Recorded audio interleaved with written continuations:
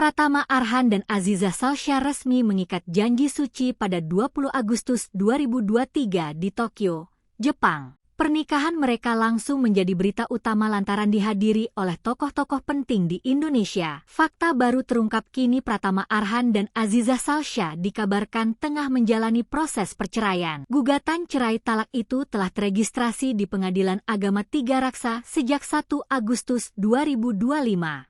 Mengulas kembali sebelum adanya kabar mengejutkan ini, ayah Aziza Salsya, Andre Rosiade mengungkap alasan beri izin Pratama Arhan menikahi putrinya.